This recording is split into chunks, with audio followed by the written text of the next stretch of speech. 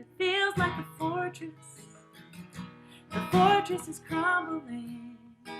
Can we let it fall, let it fall?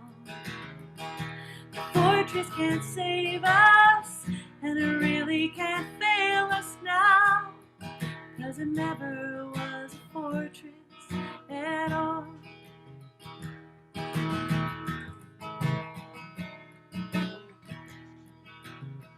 We can shut down the railroads, bring in coal trains, shut down the factories, making acid rain, shut down the pipelines, stealing native land. Because taking was how this all began. And if it feels like the fortress is crumbling, can we let it fall, let it fall? The fortress can't save us, and it really can't fail us now, 'cause it never was a fortress at all.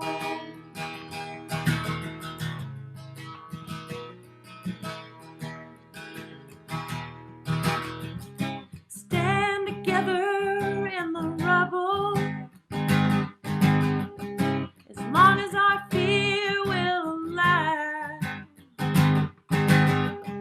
If we really had each other, what would we build now?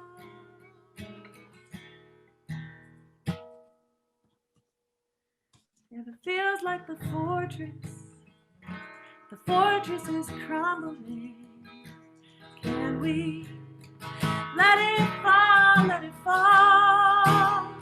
The fortress can't save us, and it really can't fail us now, 'cause it never was a fortress at all. Never was a fortress at all.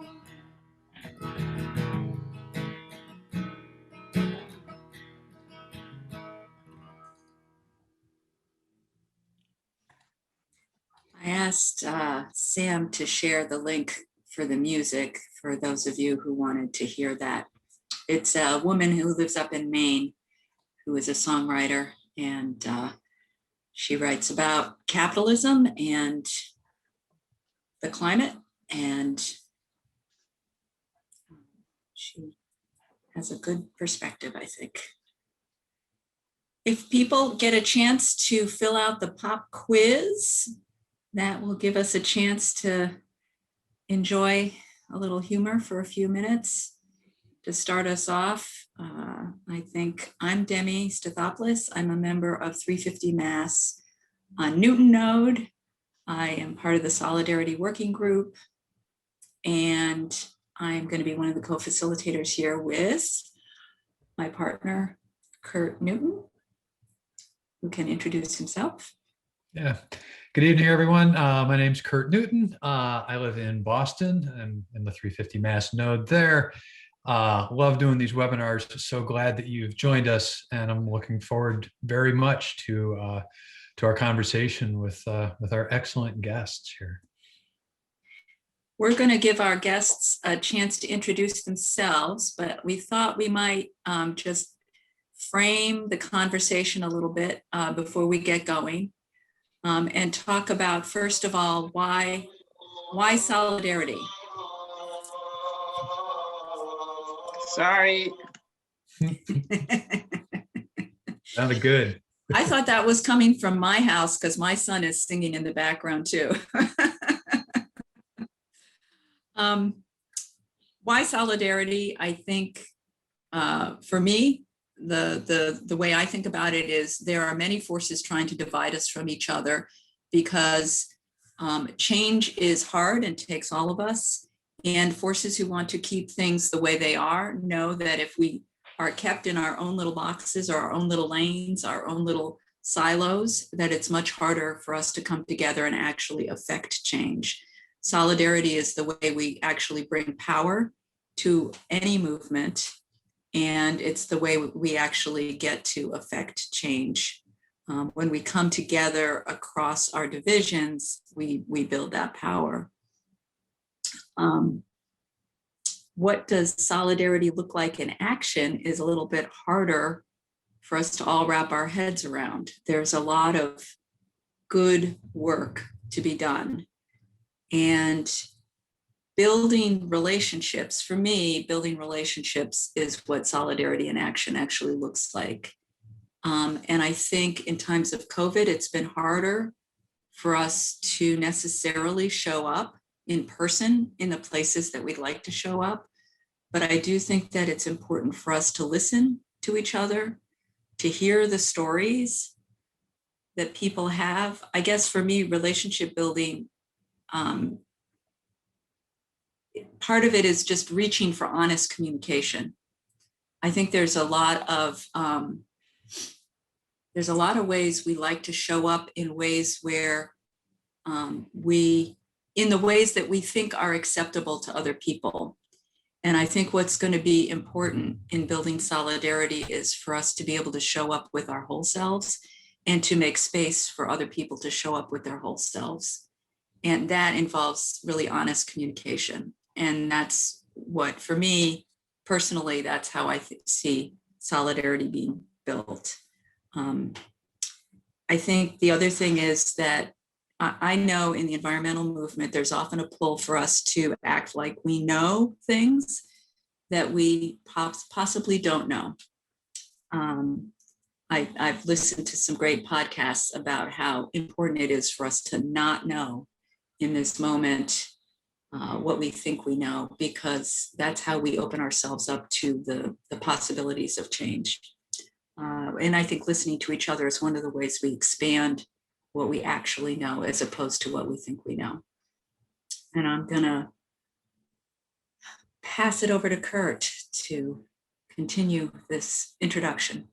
Yeah, thank you, Demi. I can always say yes, yes, yes, and yes. All the things that you said, I think are so smart, on the money. Agree with.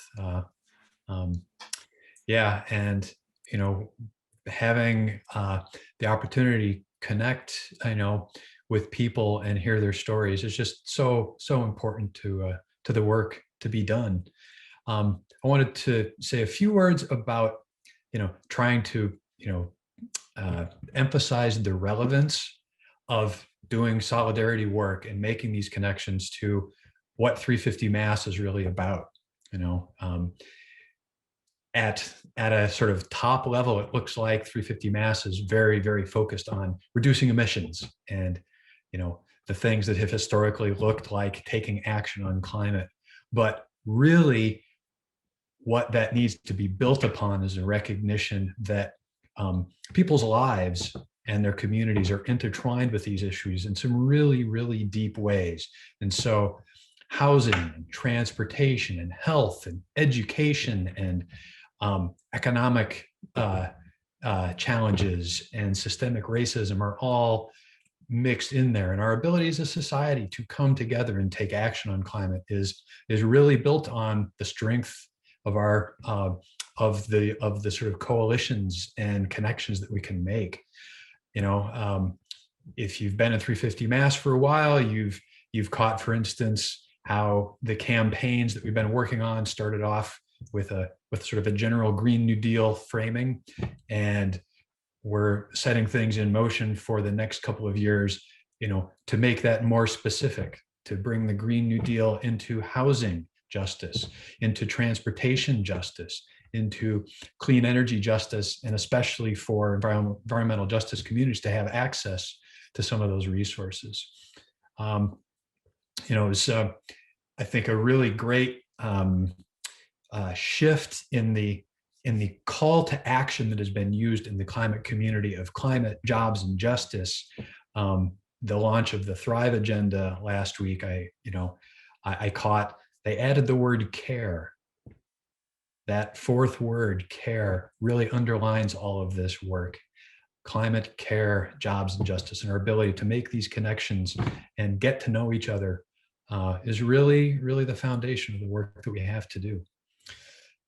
So I would like to ask our guests if they would please introduce themselves, talk a little, just a little bit about what brought them into this work and the nature of their organizations. Mela, would you like to start us off?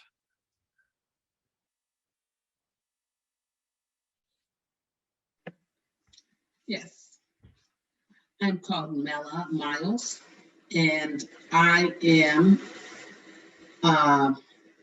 the mom of 3 children, and those 3 children, um, have asthma in varying degrees of severity, and it's because of them that I got involved. It's because of watching my 2 sons, who are now in their 30s, when they were very young, just sleep in the hospital. And I would sleep there and go to work from a hospital room, be in a little cot next to my oldest son's bed. And then I would go to work as a very young mother in my early 20s. So the other one had the worst case of asthma. And it because we lived in old housing stock here in Boston. And he ended up being in the hospital over 30, approaching 40 times now, maybe. But between the age of 8 and 18, he was in the hospital about 33 times. And so that was the motivation for me to get involved with anything connected to environmental justice, climate, addressing things like indoor air quality, looking at diesel particulates in our communities and how we could clean that up. And so I was thrust into this work as I worked to save my son's life and the other 9 members of my family who also had asthma, and I couldn't take that sitting down. So that was the beginning of a long, over 20, maybe close to 25, 25 years of activism, more or less, give or take a few days. And so it was, I went to some town hall meeting in Jamaica Plain and English High one night, and there were, city councilors were there, and I told my son's story about the mold in the old house, and they were like, "Oh, we need to talk to you.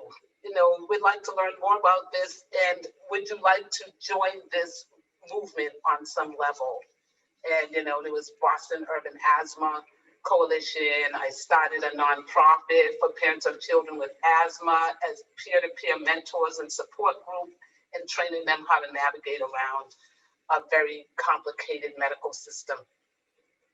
And so what I learned, I decided to share with others. So that's the beginning of a long story. And I've done a lot of work since then, since the nonprofit that I started. And then I got involved with Clean Buses for Boston, working to get dirty diesel out of our buses, polluting buses out of Roxbury, because at that time we had the highest asthma rate in the entire Commonwealth of Massachusetts. And so there was Clean Buses for Boston, going back, anti-idling, working with ACE back then on things like that. And then we did a lot of work around indoor air quality in the schools and homes, healthy kids. Kids with asthma can do a million different things, working with the hospitals. And, so I started out as a mom involved, and then I got a lot of training and worked with a lot of groups around the city, whether it was Boston Public Health Commission, you just name it, Health Resources in Action. And then I got involved with the the actual transportation sector of environmental justice. So maybe that was a long introduction, but it's a little bit of my story. That's great. We'll get to hear a lot more. Yeah. Vernon, would you like to introduce yourself and the work that you do? Sure. Hello, everyone. I'm the Reverend Vernon K Walker, and I am the program manager over at the Community Responding to Extreme Weather, which is a parallel program to 350 under the Better Future Project, as well as Divest Ed. And I want to say that elephant happy and hippopotamus glad to see you all on tonight and for you all to be here with us. You certainly could have been in any Zoom at this particular moment, but you are here with us. And we certainly do appreciate that. And thank you so much for sharing that compelling story to our co-moderators and to Mela. My journey into climate justice is quite different. I am from Philadelphia, West Philadelphia, born and raised. That's where I spent most of my young days, similar to Will Smith. You know the song from The Fresh Prince of Bel-Air. We grew up in the same neighborhood. And unfortunately, growing up in West Philadelphia, I became aware of environmental hazards and environmental injustice as I started to see a lot of people have asthma, and a lot of people like with asthma pumps in West Philly. And I understand that we're possibly getting an echo. We will address that shortly. And we so I started to see that folks was walking around with a lot of inhalers, but it didn't quite dawn on me. Can people hear me now? Yeah, all right, I'm good now. All right. It didn't quite dawn on me. It didn't quite dawn on me that that this was a systemic problem. So moving forward, I came to Boston for grad school at Boston University, and I had done several different worked with several different organizations, interned with several different organizations, organizing around the Fight for 15, for an example.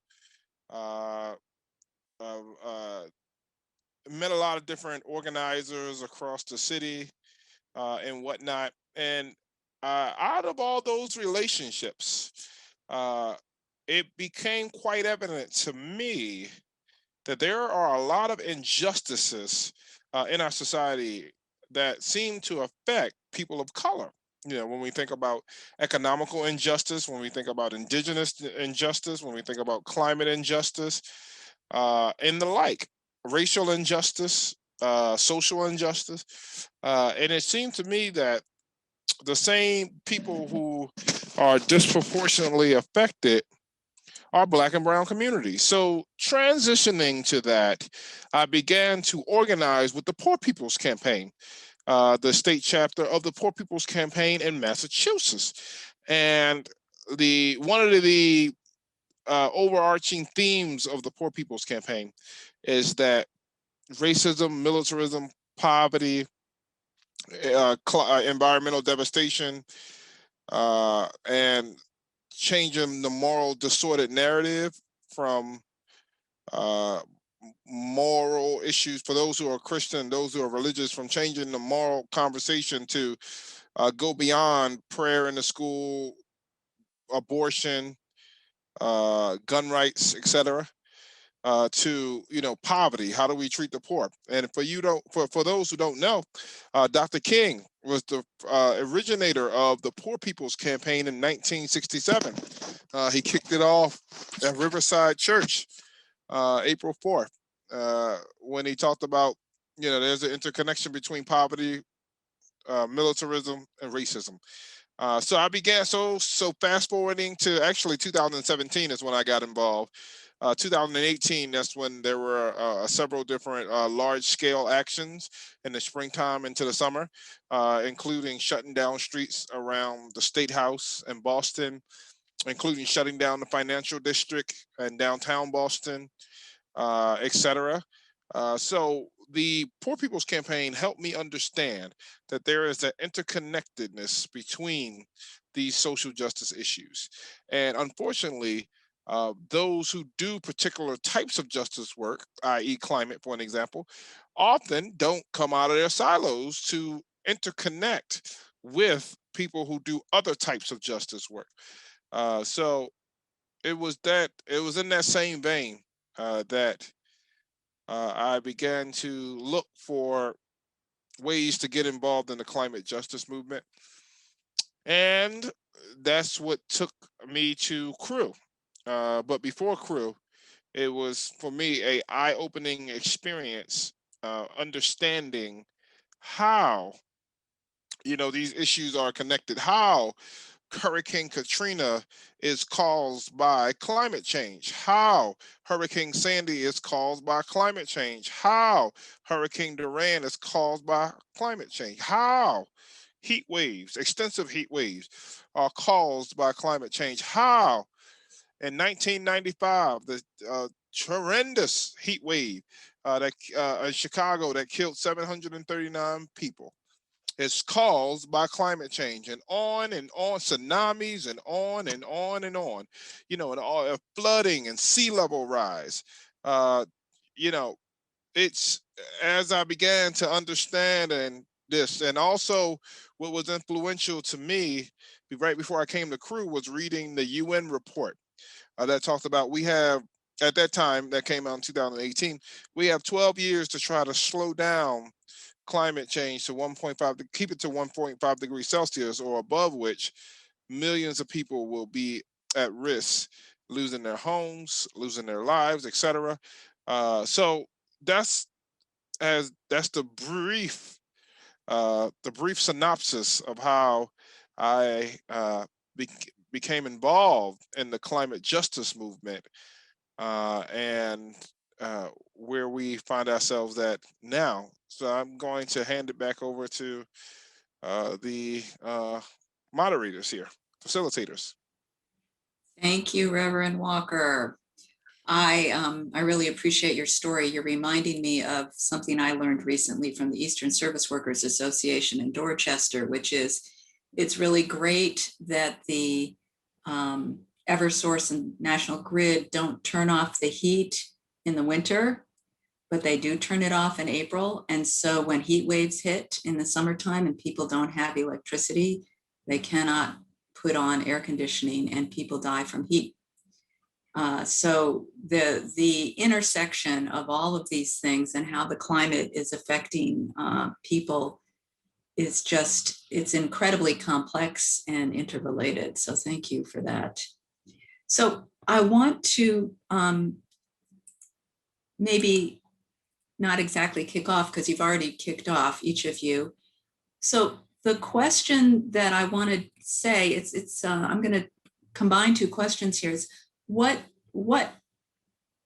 made you want to speak with environmental activists here at 350 Mass, and what would you like us to know about your work? What do we need to learn and know as activists in the climate movement, and what is it that you can share with us about that? And Mela, I'm going to invite you to respond first.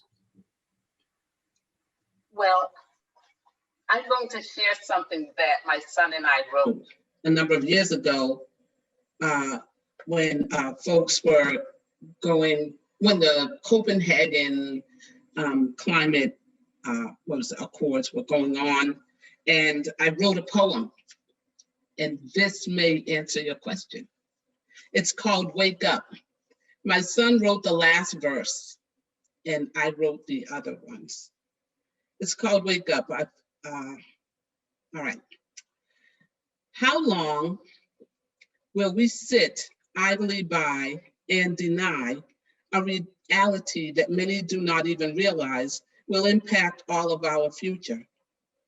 searching and seeking, looking desperately for hope while the powers that be promote and condone the disparities poor folks live and try to cope. Inner city woes trying to stop wars on our streets, asthma rates soar, and our children can't sleep, gasping for breath and trying not to wheeze. So why would we have time to worry about trees or polar ice caps or carbon footprints or any of these? Cap and trade agreements and CO2 emissions, bigwigs plan and negotiate the big decisions. Poor folks work day to day, life issues press, just trying to pay bills, a source of great stress. Utility bills soar, single mom's quandary, pay for heat, buy some food to eat, or maybe a little soap for the laundry. No time to worry about climate change stuff when trying to get through this day is more than enough. Do we all breathe the same air? Does the breath for the rich taste the same for those of us feeling despair? And there lies the question which most of us might hear. Would you really have done something if you were there? Why wait for tomorrow when it's pleasant and very clear?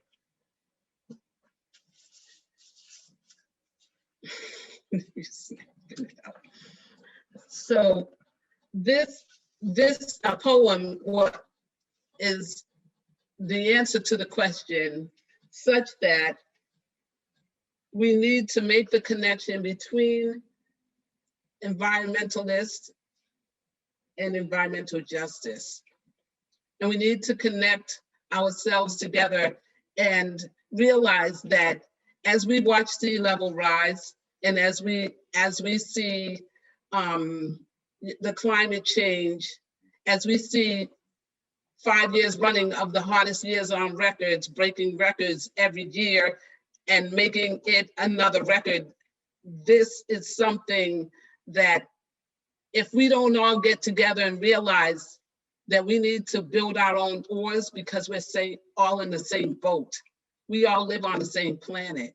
And so that's what made me think that we need to talk more to each other and understand, how to bridge and make that connection. So that's my answer to your question. Thank you. Vernon, would you like to respond? Yes. I think that it's important for climate justice activists not only to understand the impacts of environmental injustice, but to understand that that communities of color, folks in communities of color, are often burdened down by so many other issues, i.e., not getting shot by the police or unjust police officers, i.e., wrestling with economical security, that sometimes it's hard for communities of color and folks from communities of color to be more involved in environmental justice work and environmental activism. So I think that, great organizations like ACE and other organizations that are doing environmental justice work in communities of color, I think it's important to create that bridge, and to not only create that bridge, but to have those working relationships. And not only those working relationships, but that is mutually supportive. That I think it's important for those who do racial justice work to stand in solidarity with those who do climate justice work, because we know that there is, as we articulated and elucidated earlier, there is a connection between environmental racism, environmental justice, et cetera. And we know that climate change affects us all. So I'm excited because I know that 350 is an organization that's doing tremendous work. across the state, and with the Green New Deal table and things of that nature. And I count it a privilege to be under the same organizational umbrella as my colleagues from 350. And to pivot from that, I think that our environmental justice folks, we sometimes don't be intentional about trying to show up and support other, activists who are maybe doing immigration work, maybe who are doing peace justice work. And obviously, there's so many hours in a day, and everyone cannot be everywhere. But certainly, what the pandemic has taught us, I think, if anything, is that we are all interconnected, as Dr. King talked about. We are all tied in the inescapable garment of mutuality. What affects one directly affects us all indirectly, and we can understand, how the coronavirus started in Wuhan, China, and has traveled across the world and devastated so many communities and devastated so many lives. Unfortunately, we, I think, understand, how globalization works. If we didn't understand how globalization worked before, I think we are at a place now where we understand more fully how globalization works. And I think we are also that the lesson that this pandemic, I think, could and perhaps should teach us is that we're all interconnected. And, I oftentimes find that uh, because we are so involved in, let's say, climate justice work, that sometimes we don't come up for air to go see what's going on in other areas, and with other types of work that are happening. Um, so, yeah, so that's why I'm excited to talk with climate activists, because I think these type of conversations are important. Yeah. Thank you, Reverend Walker. Thank you, Mela. Yeah, I think we may want to return back to that question of how do we approach activists who feel spread so thin? How do we give them the right sort of opportunities to step out of their lanes at the right time? Because it's so important. I wanted to ask if we could hold up a couple of stories from your experiences of situations where something that you were working on, that you were deeply committed with, where you either saw somebody join you, reach across, establish that solidarity, a situation where it worked, and what was it about that situation that made it work? Or you could hold up a story of a situation where, man, it didn't quite happen, and here's what we can learn from that. Put that out. You could pick one or the other as you're so inclined. Mela, would you be able to start us off on that one? So let's see. The thing that did work or the thing that didn't work, or both? I would put it out there. Whatever moves you at the moment. We can maybe come back if there's a second story. Yeah. So I spent over the past 14, 15, 16 years working on pulling together and organizing and working to unify folks along a common goal around the Fairmount line.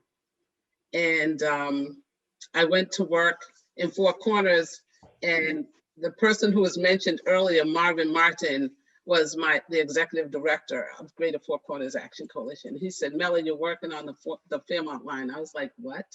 So you're gonna do this. And so now in 2021, since 2006, when I joined that fight, we had a civil rights battle going on there, and working to get those trains and the train stations built and get that line up and running to serve the environmental justice communities, which are concentrated along the Fairmount corridor. So the majority of actually people of color live along the Fairmount line in the city of Boston. And that's 25% of Boston's population. So what worked was we were tasked with getting the MBTA, the state, the federal government, and everyone to see the need for the public transportation in this train to serve the people who stood on this outside of the fence watching trains go back and forth up and down this line, spewing diesel particulates all over our communities and raising the asthma rate in 2010 to 22% of the population along that corridor had asthma. And so I grew up over there actually. And so my mom owned a house right in the Four Corners neighborhood that she bought in 1972. So what we needed to do was get people together and get them to agree that they wanted to participate in getting their train line up and running. And how we did that was to organize what some people call grass tops and grassroots. So, you know, the elected officials and so on and so forth around, you know, making this thing happen, giving us the opportunity and giving us the right to a ride and a seat on that train that they would just shuttle empty trains back and forth, and we just had to breathe in the filth. And so that was environmental injustice in action. So one of the people that I remember that was really powerful in helping us to get that up and running was an elected official who had asthma himself. And that was State Senator Jack Hart. I just pulled him out of the whole group because I remembered that he used to say, Mela, I grew up gasping for breath. And I know what it means to struggle for air. And he worked really hard. He worked on diesel pollution reduction, the clean trucks down in the waterfront. And he helped us work on getting the train lines up and running until he left office a few years back. But it wasn't just him. There was a Boston delegation, and it was really going forward and saying, like, the T was not always with us. And it was us who made them do what we needed to get done. And so sometimes there would be, like, I'd write a letter to the general manager and the secretary of transportation. I would get an answer from God only knows who, some aide in the office, without any reference to a CC to that general manager. And what had to happen was for me to ignore the aide and go right back up and say, oh, I sent you a letter and I got a letter from someone else, but I didn't see your name on it. So I'm going to assume that that's not you talking to me, you know? So once again, what we're asking for is this, you know, and then when they realized that we were going to keep pounding on that door and not give up until we got what we needed, and we were never going to give up, then they had to stop realizing, they realized that, we have to work with them. We can't ignore them. And we built alliances with people within the MBTA, and they all got to know me and the other people on the team. And we were able to get 4 new stations built. We're still winning right now. But right now, in 2020, we got the Charlie card to be implemented after not being able to use your card on the Fairmount line since 2006. And that was such a big thing because people wouldn't get on that train because they might have one fare stored on their card. And when they tried to get on the train, they said, you have to pay again. and you couldn't use your Charlie card on the line. And so that was a major win, was to be able to do that.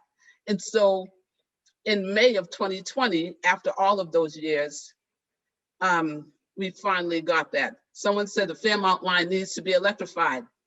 The Fairmount line was selected as one of 3 commuter rail services because of our activism and advocacy to get an electrification pilot. I hope that makes you happy, whoever said that. I was happy. Yeah. So, and we are pushing to make that happen sooner rather than later. So that is, so that's another big win, is to have that line be electrified. But it won't work unless all of the trains that go down there for storage and back to the Reedville yard are actually electric as well. Because as long as they continue to store trains in that yard and run diesel spewing trains through that corridor, we're not going to be all right. And so those were 2 stories of struggling and trying to move people. And then, I mean, I only brought up Senator Hart, but I mean, we're talking about Charles Yancey, city councilor.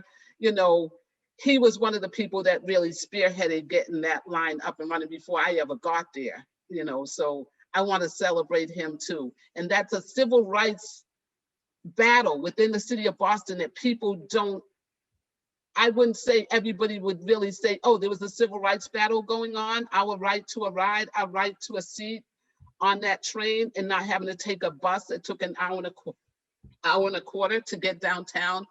You know, those kind of things are really powerful. Yeah. Yeah. Thank you. Yeah. I'm hearing you talk about the power of recognizing you're in some of these things for a pretty long time, right? This is not a short-term struggle. And so you've like built a really deep network into the organization that you're trying to change, huh? Yes. And recognizing, you know, from the top levels of management down to, you know, people who've got like smaller responsibilities. Sounds like you were cultivating connections across there. I hear Yes. that?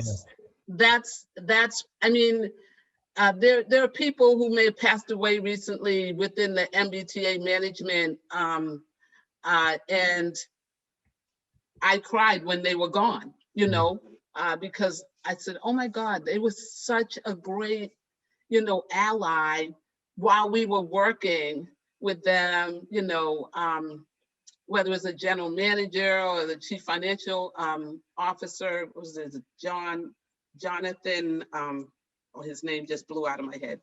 But, you know, they passed away within the past couple of years, and DePaulo. And so in those folks, they really started realizing how important this was.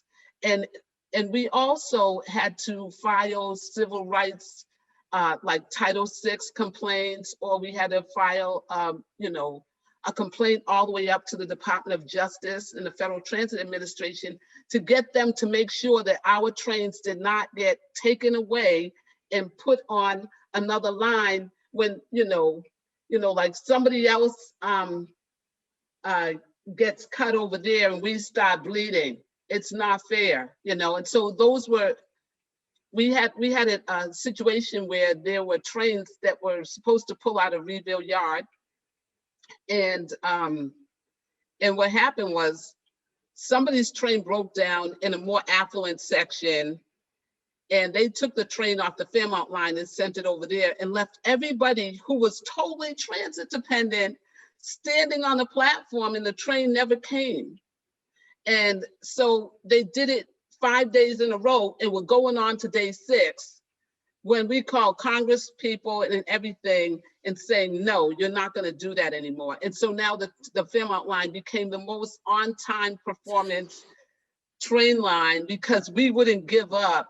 And it's the most efficiently run service there. And we also got 8 new trains added on in the middle of the pandemic when they were cutting down on everything else. They added 8 new service trains by activating empty trains that were running out to be stored in the yard. which had crews on them. And we said, well, if they're going, just let them stop and pick up people. Like, hello, this is not brain, it's not rocket science. Yeah. And so we kept telling them, do it like that. And the Mayor Marty Walsh got involved with us. He was he was with us all the way, because he worked on as a state rep. He was the one who was working on getting the workers, the union workers and the non-union workers, to be able to build that line out. And so that was another ally that we made, was Mayor Marty, when he was state rep Marty Walsh, but he worked with us to make sure that we were able to get those trains implemented and get them up and running. So Yeah, that's some real people power. Thank you. yes. Yeah.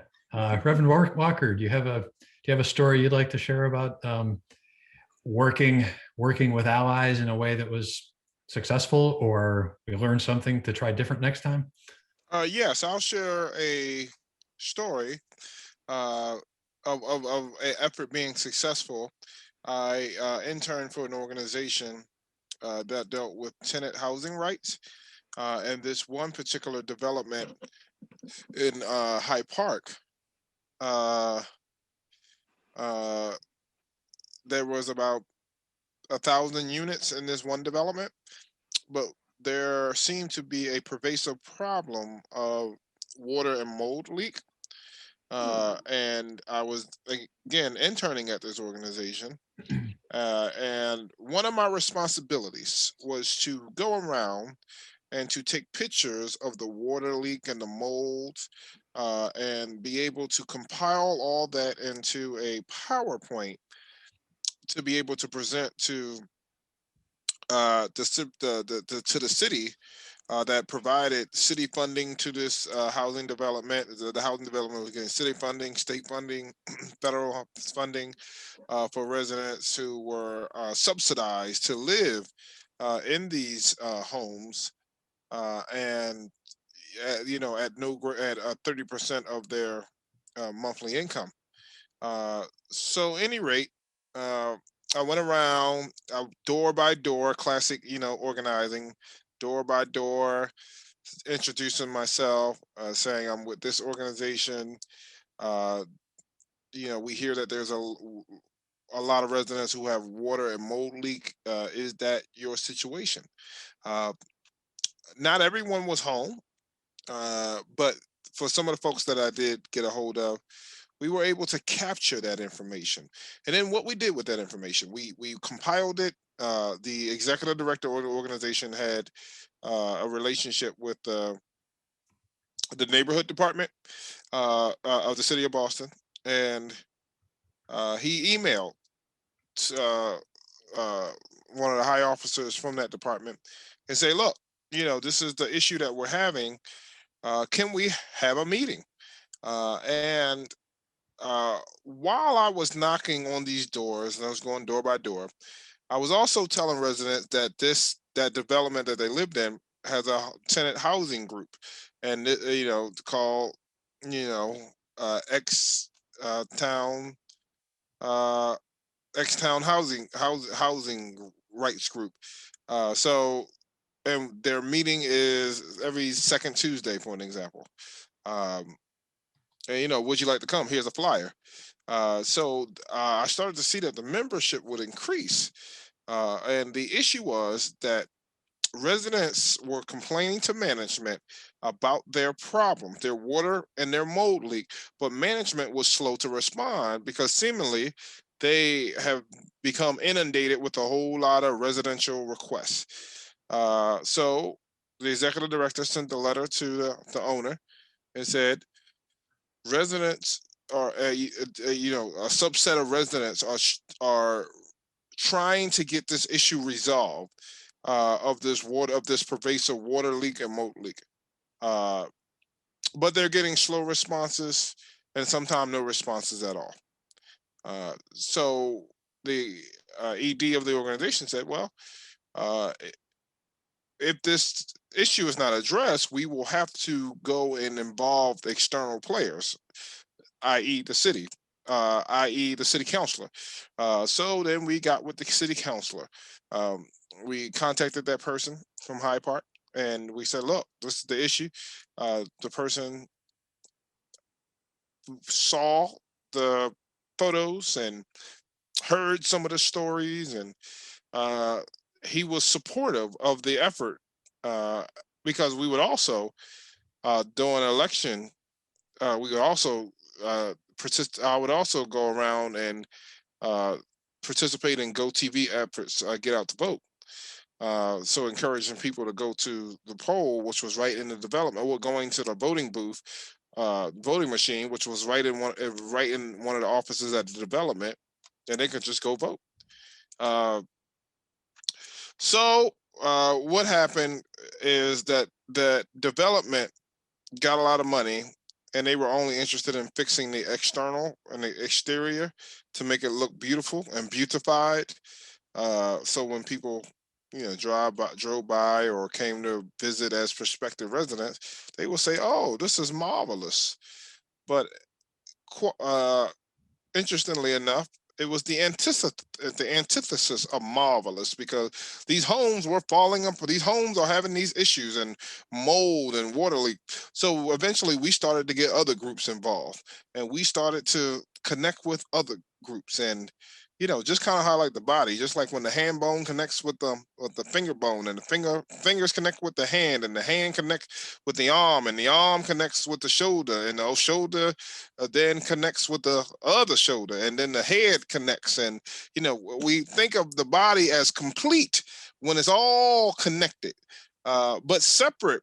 You cut a hand off, the hand ain't no good. It ain't gonna do nothing. It ain't gonna do nothing. But if you connect it you connect that hand, and you put it in a shoulder socket, and then now you have a hand, you have a forearm, you have a shoulder, you have a bicep, then it becomes a lot more powerful. So we began to understand that, well, listen, if we get some allies involved on this, we can dramatize the conditions. So we began to reach out to other folks. We began to reach out to the political folks, yes. Then we began to reach out to community folks, then community leaders who didn't even live in the development. And we got together with some faith leaders, and we got together with some other faith leaders, and we got together with some people of goodwill, and we got some Black folks together with some white folks and Quakers and people of faith and people of no faith, and we got them together. And we put enough pressure on the city with these pictures to show that this is an issue, and we need to put pressure. We need the city to withhold its funding from a development X until owners of development X starts to prioritize the reworking and the renovating of the inside and refixing of the inside. And it worked. Thank you. Yay. Thank you. Thank you. Reverend Walker, I know that your time is somewhat limited, so I wanted to give our audience a chance to do some questions. If folks have questions for either Reverend Walker or Mela Miles, who are regarding their stories or what they have been talking about, we'll do a little bit of Q&A. We can go back to some of the other questions we had thought of, but I wanted to give folks a chance to enter some questions into the chat before we went forward. I'm going to give it a second to see if people are going to type something in.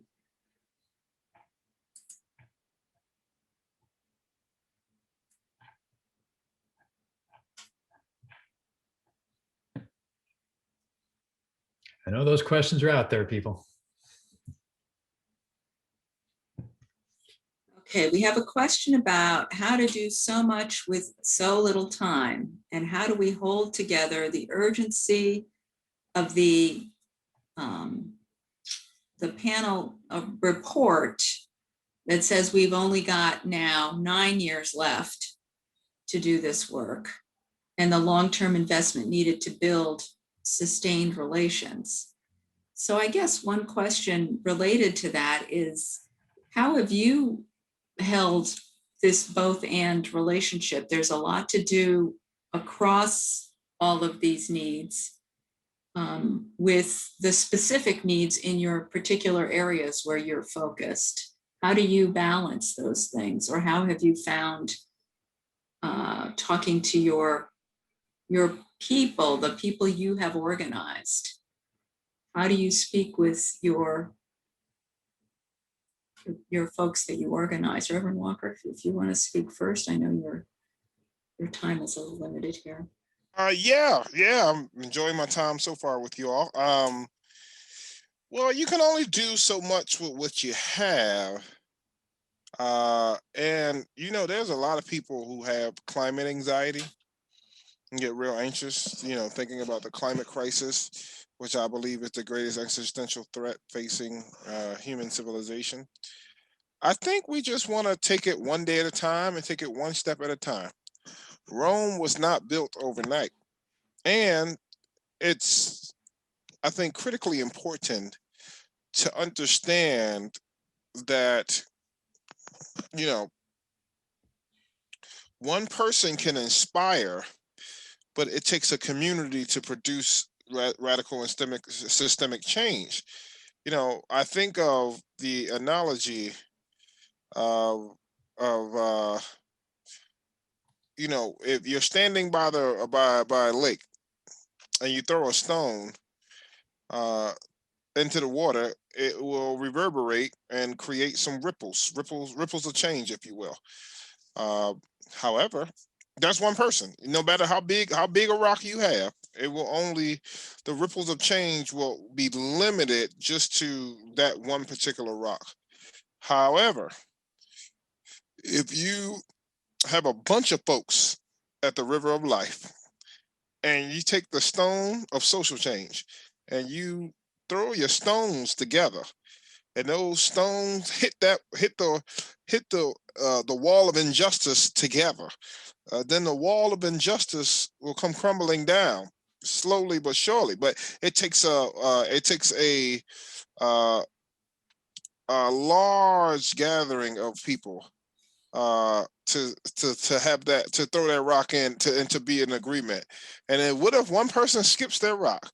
Or what if two people skip their rock? Someone asks. Well, then you can hand them another rock. But here's the thing that prevents all of us from standing together. It's political affiliation, capitalism, and these things that divide us, but we are ultimately interconnected. Um, so you can do what you can with what you have, because if we try to save the world, every waking moment, we will burn ourselves out. And I think that it's important just to take things one day at a time, one step at a time, and to prioritize. The question is, and then I'll hand it over. Uh, how do you hold it together, considering the urgency? Well, for me, it's prayer, and my relationship with the good Lord that helps me find solitude and gratitude, gratitude of life, and serenity in stressful moments. Um, and people have different ways. Some people is meditating, some people is prayer, some people is maybe taking a nature walk, to help balance, to help create some equilibrium in their life, to help create a balance and calmness, in the midst of all the stressfulness here, that we find ourselves in, and the stressfulness in life with caused by all these injustices. So I just think that it's holding it together, at least from a personal standpoint, is for me is prayer and meditation in the sacred scriptures of the Bible. That's my personal practice, and people may not be necessarily religious, uh, but then they may have a different way. But I think it's tapping into that, whatever grounds you and helps stabilize you, to help you to reset, because I think every now and again we need a reset, because if we continue just to go, eventually we're going to get burned out. Even the Energizer's money, he need a better, he need to get things, he needs to be re-energized, because the money only going to go so much and so far if the money don't get if the energy money doesn't get and take time to energize. So I think it's just finding that place of equilibrium. Vernon, I wanted to thank you so much. I wanted to ask you before you have to depart, could you just give us a quick update on what your top priorities are right now, just so we know, we have a lot of allies here on the call, and it would be great for us to know what it is that your priority is right now. Yes, we are, I will just say from my crew hat, we are we're planning our Interfaith Summit, which will be April. I can get you all the date, maybe to send out. And the second thing is building the crew of what we call crew affiliate teams, or teams that are interested in developing social connectivity or connecting with others in their community, around the idea of social resilience. So I want to say from a crew perspective, because I also have the privilege of sitting on the board at the Sierra Club in Massachusetts here, and also sit on a board of an organization that's doing peace action, affiliated with some many others, or some other different organizations, but at least from a crew perspective, I think those are the two. Is Interfaith Summit, which is April 11th actually, and continuing to not only build crew affiliate teams, but to enlighten and share with people about climate resiliency and adaptation, and how to adapt to these climate impacts that are going to get increasingly worse. Even if the world were to stop polluting tomorrow, we still stop putting carbon in the air, we still going to be dealing with at least 60 years of extreme weather, because of the damage that the earth has already undergone since the Industrial Revolution. So those are my top two things that crew is working on. Thank you so much, and I thank you for being with us. I didn't know if you had to actually step off at 8:05, but I got a message that you might need to. Yes, unfortunately have to cut out in a couple more minutes. Well, we really appreciate everything that you've had to say, and Kurt put in the chat a link to the crew website, and really appreciate everything that you've had to share with us today. I'm glad to be here. This is a great opportunity. I appreciate you all co-facilitating and hearing Mela's powerful stories. Definitely be happy to do this again, and thank you all attendees who are here and panelists who are here. That's great. Happy to do this again for a longer time. Great. Take care. We'll move on to Mela Miles and ask you, how do you balance these things, these issues of so much to do, so many different issues, and how do you integrate those in your life? And what are your priority actions these days? So I balance it with prayer and meditation, but keeping a focus on why I started doing this in the first place, and that is family. And so my daughter has 3 children, and her daughter has 1. And we're very young grandparents, and I actually have a 3rd generation whose name is Essence. And she's 3 years old.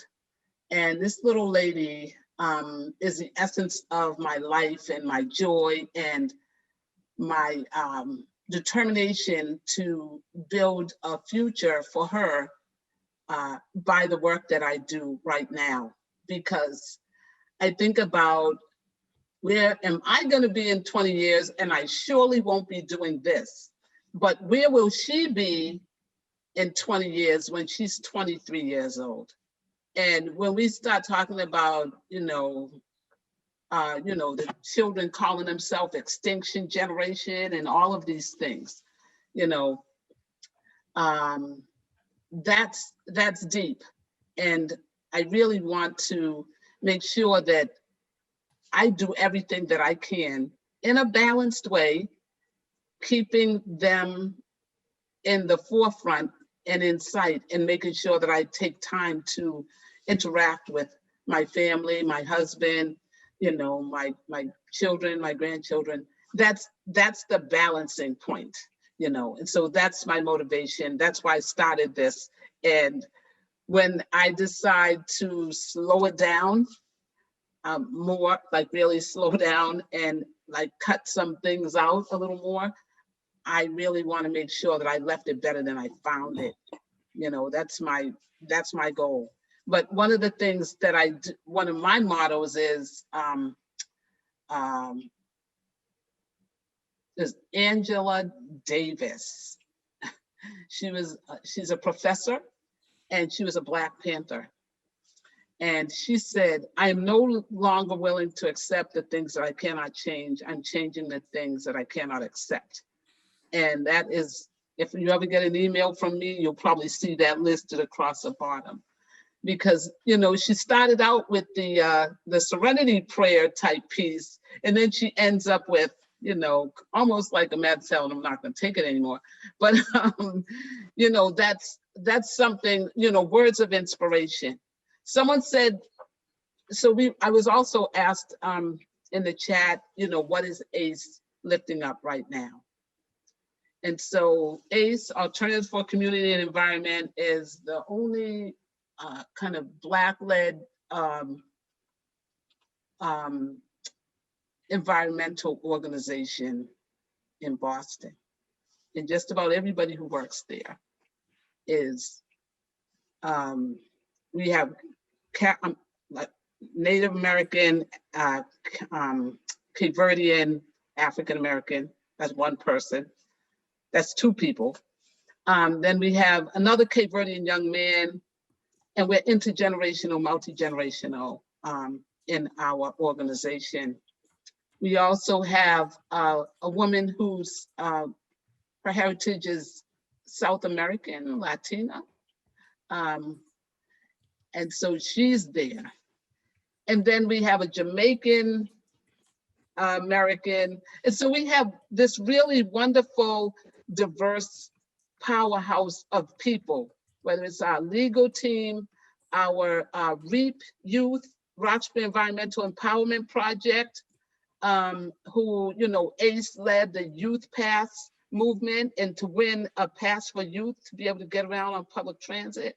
The REAP Youth, who fought an asbestos pile in Roxbury and got it removed, and worked on grow or die movements to take over lots and get community gardens installed and put into land trusts and things. And then I work on development, looking at working on zero emission buildings and zero emission vehicles, and really net zero buildings, that so that the buildings that we're using our tax dollars to build from the city, the state, or the federal government, that those buildings need to not have their non-polluting status or pollution reduction status as being some amenity that makes it out of the reach and unaffordable for people to live in, so that they're forced out of the community. So we want that. Also, I sit on the board of, I'm the vice chair of the board of directors of Co-op Power. Presently, I was just elected to that role. And we're working on community-owned solar projects, around here in this area and around the state, in the New England region, going into New York as well. So we're working to reduce our carbon footprints by getting affordable, getting people to be able to, through churches and church groups hold, like Mass Power and Light and so on and so forth. The Interfaith Power and Light. I mess up their name all the time. But, you know, really using our collective power, and solidarity is the theme of this webinar, to bring a change in the environment, in climate. And my transit justice work that I work on, you know, organizing the voice of folks with the Tea Writers Union. We just did an event on Saturday with Transit Equity Week. So we had Transit Equity Day, but then we said that wasn't enough. So last year we went to the city council and asked them to declare Transit Equity Week. And so this year we went and said we wanted to become Transit Equity Month. And so we're growing this whole movement to really lift up our, you know, transit equity as a real thing, because, you know, of how it impacts us, whether it's with the, you know, trying to get electric buses sooner rather than later within the MBTA. They had no plan of putting electric vehicles and changing their fleet over in the environmental justice communities until 2035. That's unacceptable. And so we're trying to move them to do it sooner rather than later. Their idea of greening up the transit vehicles is to take the catenary wires down in Harvard Square for the trackless trolleys that are electric already and make them into just electric buses. And then they try to use some kind of crazy kind of coded language by calling something an enhanced electric bus, but it's a diesel hybrid, so which still has diesel in it, and that's unacceptable to us. We're saying no. We're working on also on bills to keep environmental justice language in the climate justice bill and the transportation bond bill and Senator Markey's bill that would set up a whole group of people that would address environmental justice issues and funds to do that, and also mapping out where the environmental justice problems are happening. So we're working on a lot of things like that. There's a whole lot more, but I started adding it up. That's why when someone asked, well, how do you do all this with so little time? If I started thinking about it, I would probably get tired and shut off the Zoom call. But those are just a few of the things that we're working on right now, and also addressing the service cuts and the fare transformation piece, where they implement a new fare collection system within the MBTA that costs $1 billion, and we don't agree with it. And one last thing, the governor just line item vetoed a discounted fare pass that we fought for years, and that we worked with the T to come up with a way to do it and everything. And it was in the transportation bond bill, and he said he line item vetoed that, and then, you know, still continued to work to let the MBTA move forward with $1 billion fare collection system. We said make the buses free, redirect the funds to another area of the T, and get rid of the criminalizing of the riders on the T, where they have to pay massive fares if they can't afford to get on the bus. They don't have enough of their fare, then they get fare evasion. You know, we worked and got a bill passed to lower those fees. So yes, we need to support the ACE agenda. Yeah. We need more folks to get involved with what we're doing in Nubian Square, you know, working with protected classes and protecting the civil rights of people and the right to breathe air. We're working on an air pollution kind of piece right now. and looking at diesel emissions reductions ordinances and things like that. So we have a number of campaigns that we're lifting up. One is called Race Matters on the T. And we're collecting stories that we will compile and share and use that as an organizing tool to get more folks involved in looking at enforcing the diesel emissions reduction ordinance and the anti-idling policies that were implemented. Those are a few things that are happening right now while we speak. They're ongoing campaigns. Yeah. So, Thank yes. you, Mela. Yeah, you're putting, you're taking both and to both and, and, you know, I just want to hold up the, you know, my sense of the ACE campaigns. They're so in alignment with a lot of the priorities and the values that 350 Mass holds up. It's fantastic, the work that you're doing. We had a question from one of our members, Judith, about, you know, just asking this sort of basic question of, you know, so many injustices that are happening in communities of color are horrific, and maybe, you know, they're kind of outside the experience of, you know, many white people who don't spend or haven't spent time in those communities. So are there specific things that you would like to lift up here, you know, as we're wrapping up the webinar, that you'd like people to check out?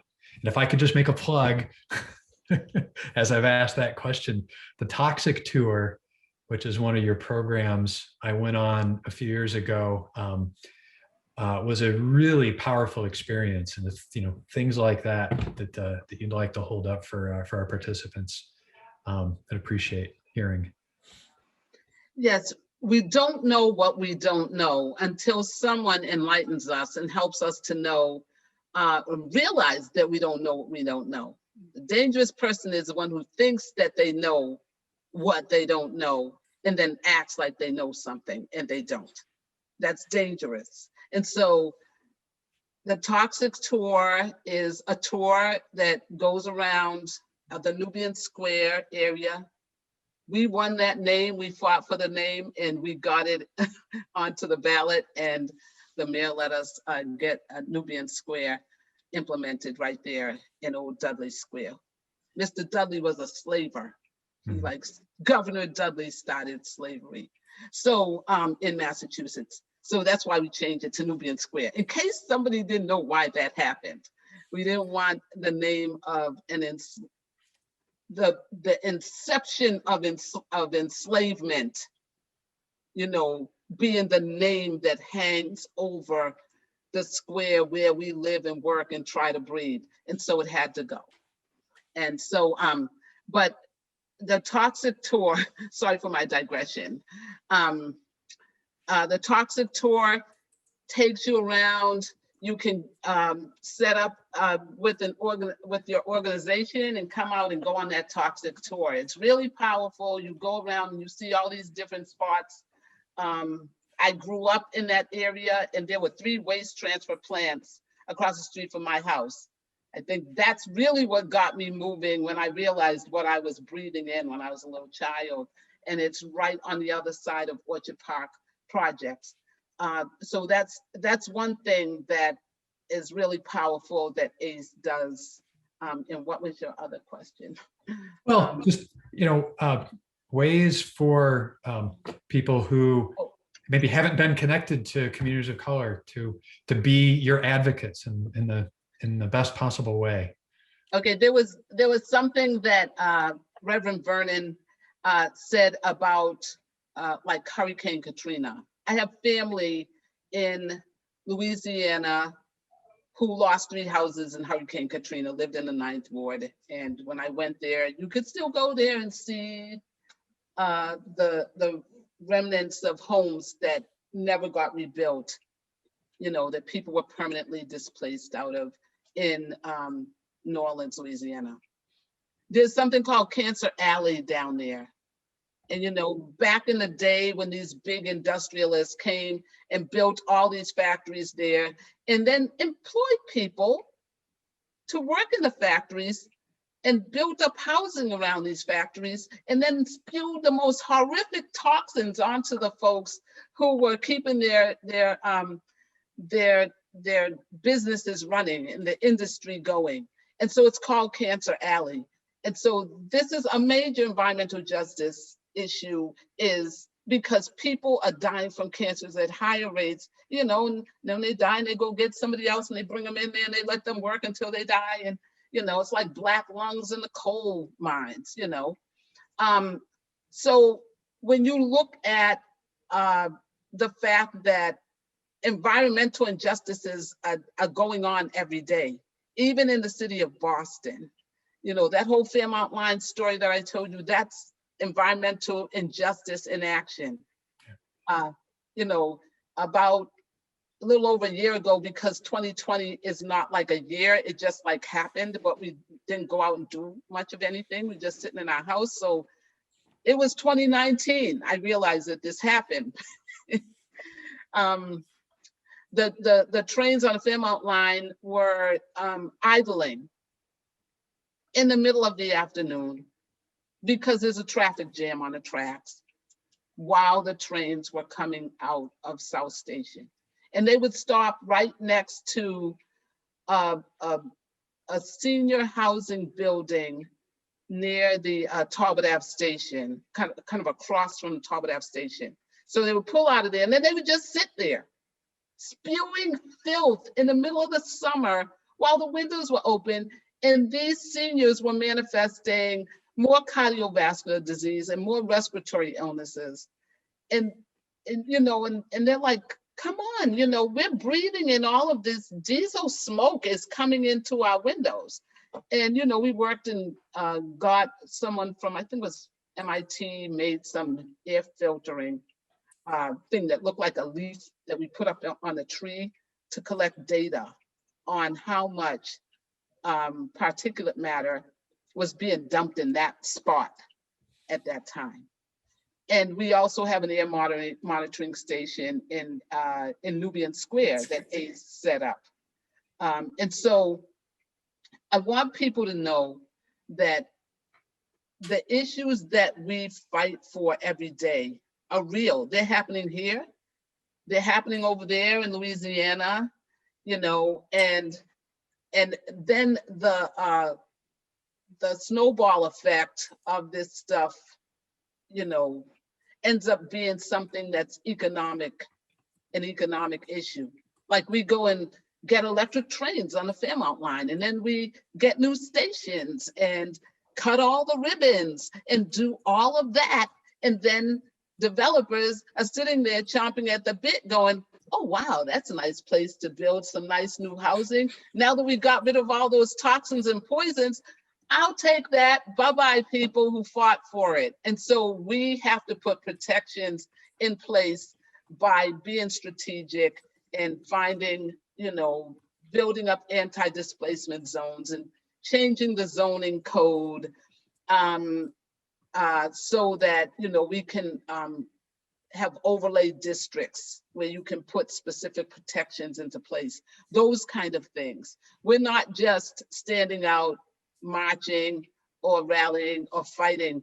We're going in and realizing that we have to do something around system change, because if you don't change a system, the dominant power structure is going to continue and the privilege will still be manifest, and those who are people of color will still be yelling, I can't breathe, you know, for whatever reason, whether it's a knee on the neck or poison in the air, we can't breathe. And so we have to find a way to clear the air so that we can all breathe the same air together. That's what my son said at the end of the poem, that part about the danger is clear and present. Yeah, right here, right now. I think we've made a great case. Thank you, Mela. Thank you. Yeah. Thank you so much. We're at the end of our time here. I just want to thank you again, Mela Miles from ACE. I think we all need to support this agenda that you've got and that you've shared with us. We're sharing the results of our poll about the snow angels. And Not too many Minnesotans here, huh? It was good to see that we had a lot of responses for this. I do want to lift up that there is going to be a debrief on this webinar for those of us in 350 Mass on Thursday at 6:30 p.m. To digest, reflect, ask questions, and relax. I don't know, Sam, if you or if Tom can put the link to register for that debriefing into the chat, that would be great. Let's see, do you want to talk, is there anything you want to say, Kurt, about what we're doing to close up here? Yeah, I just wanted to emphasize how important it is for us to turn out for that debrief as well. You know, that we need to be deepening the relationships we have with each other within 350 Mass too, right along with all of this work. It's just really, really important. Yeah. And, you know, the big coalition, statewide coalition, Mass Renews, which is pulling together so many people from, you know, from across environmental justice and labor and youth and other environmental groups, is doing its big launch on Thursday morning this week. I think 10 a.m. There's a Facebook Live event, which you can probably search your way to. But, you know, that represents, you know, yet another wave in this growth of solidarity and people coming together. It's a really exciting time, and we have a lot of work to do. So it's great for all these things to be happening. Hope some of us can turn out for that as well. I just wanted to say, someone asked me a question one time, who was an environmentalist, and she said, "Oh, I was fighting this coal-fired power plant, and you know, the people in the town were really upset with me, and they told me to get lost." And I said, "Well, did you offer them an alternative?"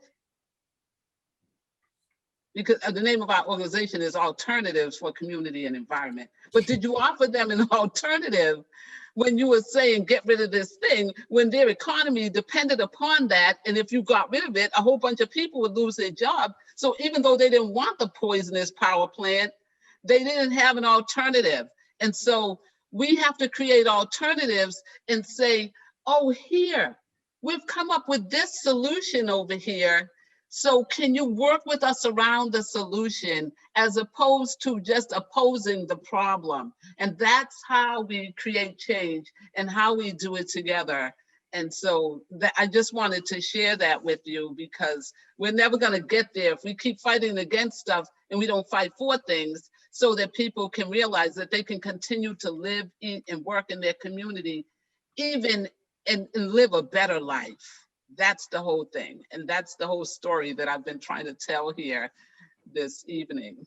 And you've done a great job. And I think that, Mela, one of the things we want to know is how to join with you and with our other solidarity partners to create alternatives that are really for everyone. And I really thank you for sharing so much in so much depth and so much heart of the work that you've done. It's really been great. Well, go to ACE's website. We're on Facebook, we're on Twitter, we're on Instagram. You know, go over there, sign up, get involved, donate, whatever you have to do. If you can't get involved, then throw some money at it, whatever you can do. But at least support that, ace-ej.org, and also on Facebook. You'll see some of our recent events, and you can go back and look in the archives. It's really amazing what people have done at ACE over the years. It's been such a powerful movement for change. And the Tea Writers Union, we do a lot of work. So go to our page on Facebook as well, and you can see how to get involved with the Tea Writers Union, or send me an email at ace-ej.org. Just put Mela at before that, and you have my email address. Yeah, I want to get that Angela Davis SIG in your reply to me here. Right. Thank you.